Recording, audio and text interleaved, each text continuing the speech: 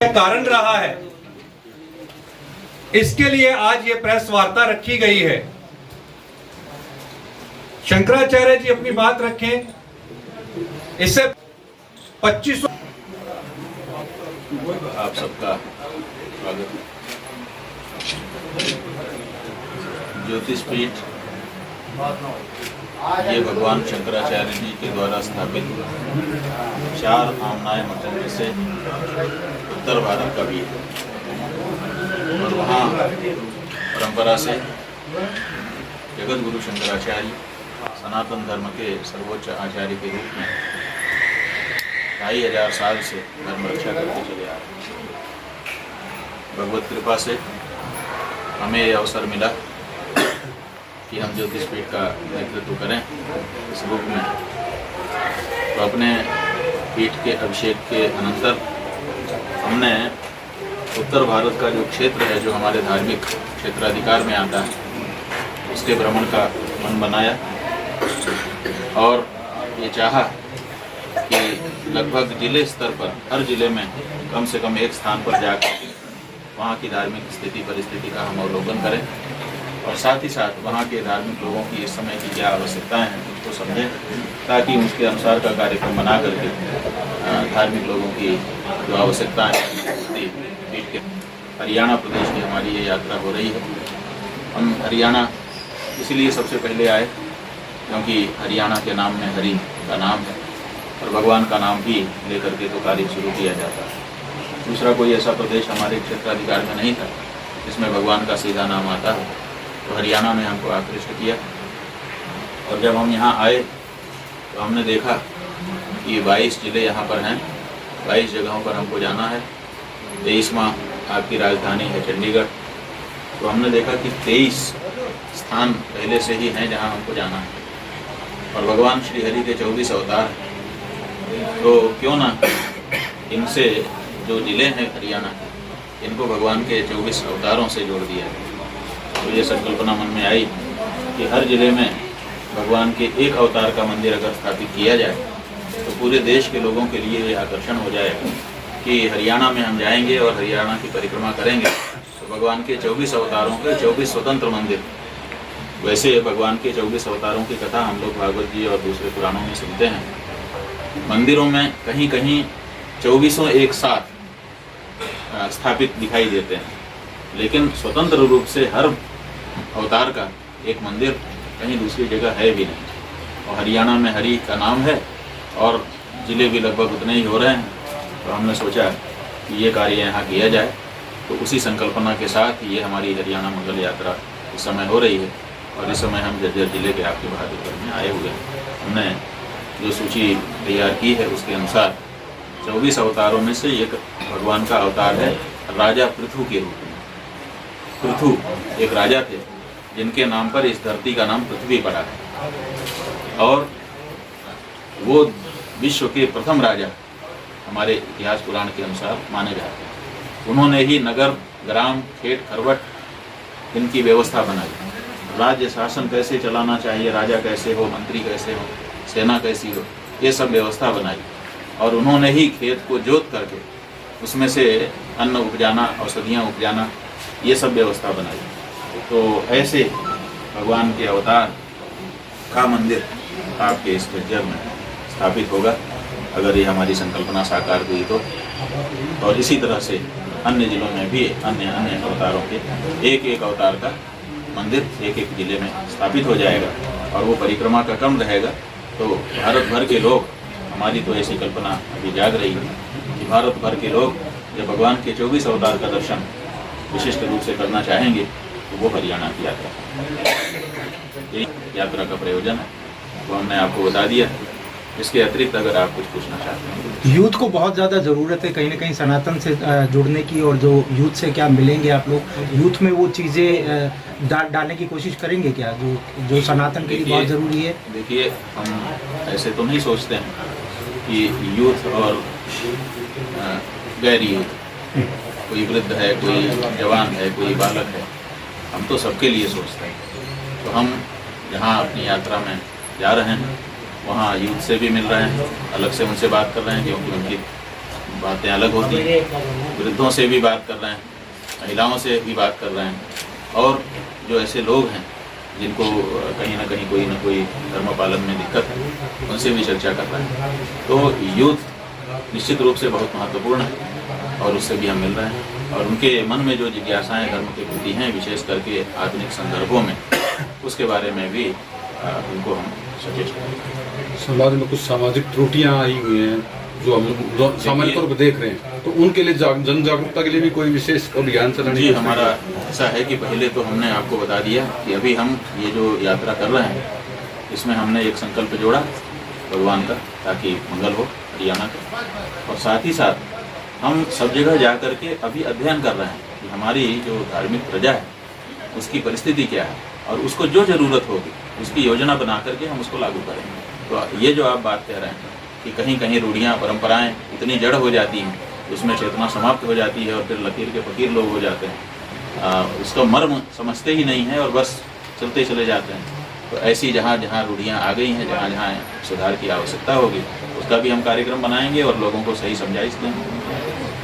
समाज और धर्म के साथ साथ नदियां अहम भूमिका में हमारे आस्थाओं से भी जुड़ी हैं, चाहे वो गंगा है, चाहे यमुना है, चाहे जो जितनी भी नदियां हैं, उनकी पवित्रता के लिए, और जल विशेष तौर पर अगर जल की बात करें, जल का संकट बड़ा भारी होता जा रहा है। तो इस बारे में समाज को क्या मार्गदर्शन करेंगे? हालांकि सरकार इसमें प्रयास कर रही है। देखिए, बात यह है कि हमारे धर्मशास्त्र के अनुसार जो ये संसार है, ये असल में संसार नहीं है, ये हमारे विराट भगवान का शरीर है। और जैसे हमारे शरीर में नसें नाड़ियाँ होती हैं, वैसे ही विराट पुरुष के शरीर की नाड़ियाँ, नसें हैं, यही नदियाँ।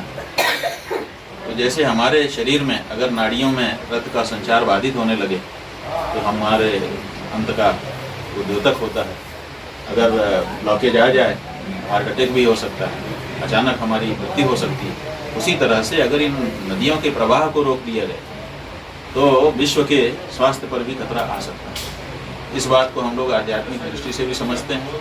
जहाँ तक व्यवहार का दृष्टिकोण है कि पानी, जल ही जीवन है। अब जल जो जीवन है, उस जल की हम ऐसी उपेक्षा कर रहे हैं। आप बताइए कितनी बड़ी उपेक्षा हो रही है कि नदियों में गंदा पानी ले जा करके नाला मिलाया जाता है। कहते हैं कि हम विकास कर रहे हैं। विकास के नाम पर बड़े बड़े शहर बनाए जाते हैं, बड़ी बड़ी बिल्डिंग बनाई जाती है और सीवर लाइन डाली जाती है, लेकिन वो सीवर लाइन घूम फिर करके हमारी नदी में जाके गिर जाती है। कोई समझदार व्यक्ति, एक बार हमने प्रयोग किया था कि हमने कांच की गिलास में साफ पानी रखा और एक गटर से पानी जग में मंगा करके रखा, जो आता था हमारे पास।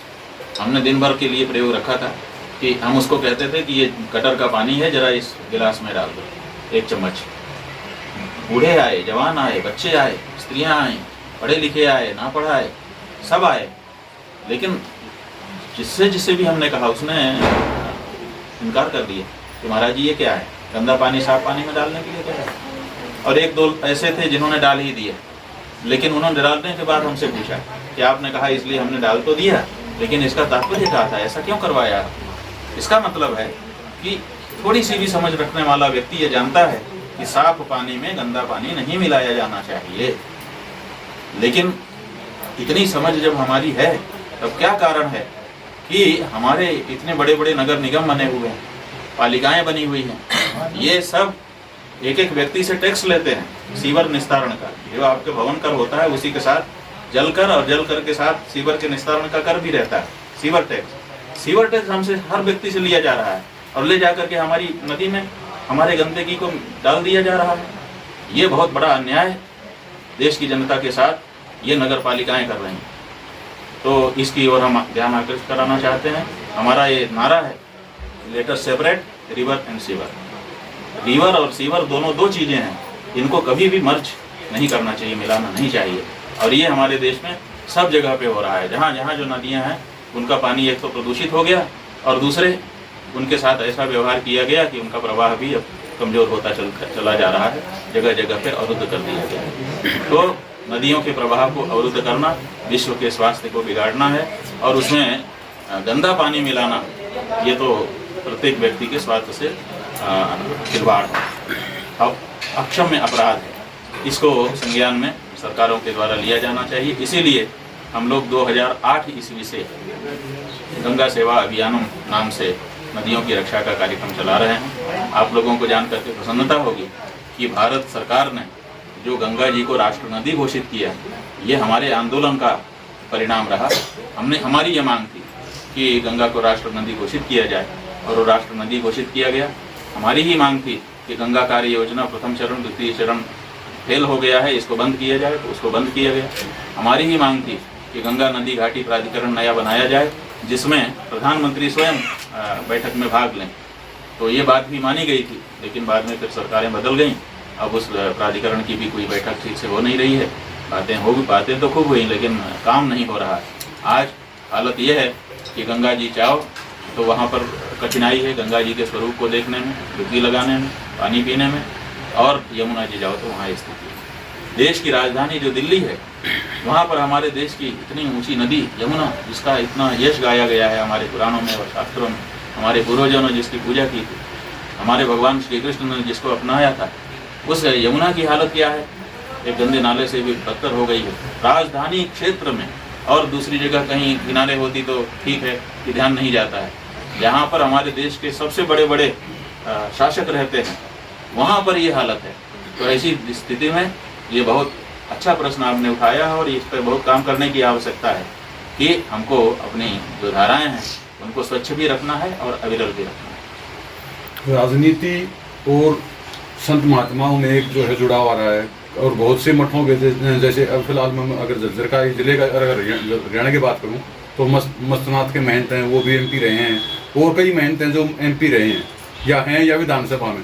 तो राजनीति में जो जुड़ाव आ रहा है संत समाज का, उसको आप किस नजरिए से देखते हैं? देखिए, बात यह है कि दोनों दो विधाएं हैं। राजनीति एक अलग विधा है समाज की सेवा के लिए, और अध्यात्म एक अलग विधा है आत्मा के उन्नयन के लिए। तो जहाँ हम अपने वैयक्तिक आत्मोद्धार का प्रयत्न करते हैं, वो विधा धार्मिक विधा कहलाती है और संतों को उसमें दीक्षित किया गया। अब क्या होता है कि कुछ लोग राजनीति में जा रहे हैं, इसको कैसे देखेंगे, यही आपका प्रश्न है। हमारा प्रश्न ये है कि हमने धर्म की शपथ ले ली कि हम धर्म के लिए जिएंगे, धर्म के लिए मरेंगे, धर्म ही हमारा जीवन है। इसीलिए तो हम धार्मिक बने, इसीलिए हमने जो गेरुआ कपड़ा पहना। देखिए, दूसरे विभागों में लोग हैं वो ड्रेस पहनते हैं, लेकिन ड्यूटी के समय, बाकी समय निकाल करके अपने अनुसार हो जाते हैं। हमने जो गेरुआ पहना है ये 24 घंटे हमारे शरीर पे रहता है, हम बदल करके दूसरा ड्रेस नहीं पहनते हैं। इसका मतलब 24 घंटे ऑन ड्यूटी रहते हैं हमारे धार्मिक कार्य के लिए। तो ऐसी परिस्थिति में हमारा पूरा जीवन जब धर्म के लिए समर्पित हो गया, तो फिर हम धर्मनिरपेक्षता की शपथ कैसे ले सकते हैं? ये तकनीकी प्रश्न है हमारा कि जब हम किसी राजनीतिक दल के सदस्य बनते हैं या जीत करके विधानसभा में शपथ लेते हैं या मंत्री बन के शपथ लेते हैं, जितनी भी शपथ है ये सब संविधान की शपथ है, और संविधान की शपथ के साथ साथ धर्मनिरपेक्षता की शपथ जुड़ी हुई है। कोई भी दल तब तक पंजीकृत नहीं हो सकता चुनाव आयोग में जब तक वो धर्मनिरपेक्षता के लिए शपथ पत्र न दे दे। तो धर्मनिरपेक्ष राजनीतिक दल हैं जितने भी हैं, चाहे कोई हो, तो जब राजनीतिक दल धर्मनिरपेक्ष हैं तो एक धार्मिक व्यक्ति जिसने धर्म की शपथ ले रखी है वो धर्मनिरपेक्ष संस्था का सदस्य कैसे बन सकता है? और अगर फिर भी बनता है, इसका मतलब है कि पहली जो शपथ थी उसकी, उस शपथ को उसने ध्यान ही नहीं दिया कि हमने कोई शपथ ले रखी है, इसीलिए धर्मनिरपेक्षता की शपथ ले रहा है। तो आप इसी से अनुमान लगा लीजिए कि स्थिति क्या है। हमको अपनी शपथ का ध्यान तो कम से कम रहना चाहिए कि हम क्या शपथ लेकर के आए।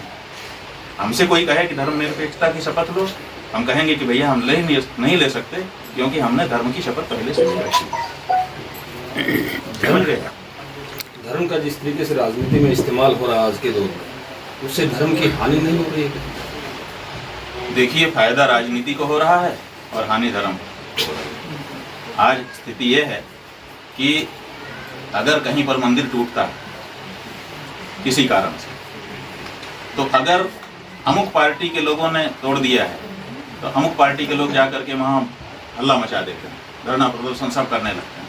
और अगर उसी पार्टी के लोगों ने तोड़ दिया है तो कुछ नहीं बोलते हैं, कहते हैं तो विकास के लिए हो रहा है, अच्छे के लिए हो रहा है। इसका मतलब ये हो गया कि आज अब जो हिंदू है, राजनीतिक हिंदू विशेषकर, उसके मन में मंदिर के प्रति भावना नहीं है, अपनी पार्टी के प्रति भावना बढ़ गई। तो इसका मतलब है कि जो आस्था उसकी देवता में होनी चाहिए थी, देवस्थान में होनी चाहिए थी, उस आस्था को डाइवर्ट करके अब वो किसी पार्टी विशेष में डाल दिया गया है।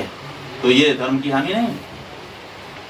तो धर्म की तो हानि हो रही है इससे, राजनीति और धर्म के घालमेल से धर्म की हानि हो रही है और राजनीति का फायदा हो रहा है। अयोध्या में राम मंदिर बन रहा है, उस पर आपकी क्या प्रतिक्रिया रही? देखिए, राम जन्मभूमि के लिए 500 वर्षों से हमारे पूर्वजों ने संघर्ष किया और 500 वर्षों के बाद हमको सफलता मिली। 500 वर्ष में जो इधर का 50 वर्ष है, उस 50 वर्ष में भी हम लोगों ने न्यायालय में संघर्ष किया।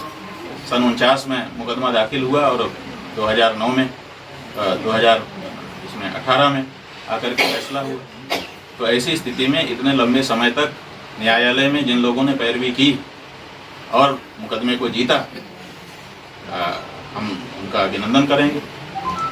आप लोगों को हम बताना चाहेंगे कि राम जन्मभूमि के मामले में हमारे गुरुजी महाराज भी पार्टी थे और हम स्वयं विशेषज्ञ के रूप में उसमें गवाह थे और हमारी गवाही का उल्लेख जो हाई कोर्ट से फैसला हुआ है उसमें भी कई बार किया गया है। जजों ने हमको धन्यवाद भी दिया है कि इनकी गवाही से हमको बड़ा लाभ मिला और सुप्रीम कोर्ट का जो फैसला है उसमें भी कई बार हमारा नाम लिख करके धन्यवाद किया गया है। तो हम लोगों ने उसमें एक सक्रिय भूमिका निभाई, योगदान दिया और अब वो मंदिर बन रहा है, प्रसन्नता है।